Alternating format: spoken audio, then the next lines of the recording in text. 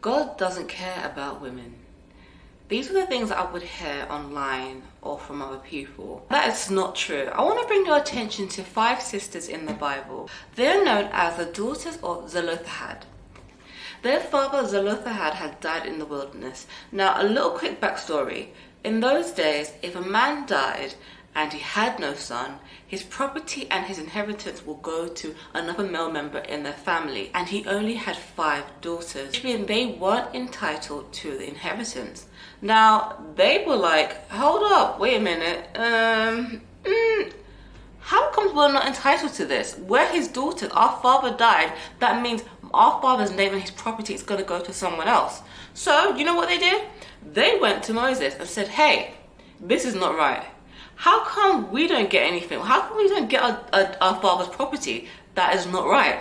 So Moses said, you know what? Okay, cool. I'm going to speak to the Lord about it and I'll get back to you. So he goes and inquires to the Lord about what they said. And the Lord said to him, you know, what they're saying is right.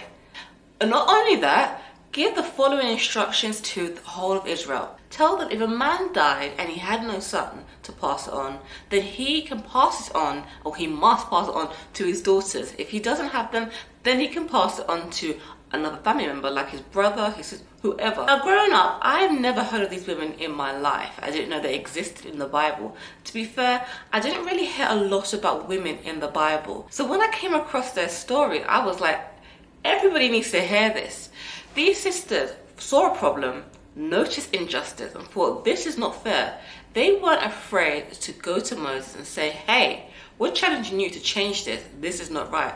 And what is amazing as well is God says, yeah, they're right, change it. Now, in those times, it was a male-dominated, time, and, everything to the man, and, to be fair, nothing's really changed. Nothing's really changed as much. And the fact that God said, you know what? These girls are right. Fair is fair.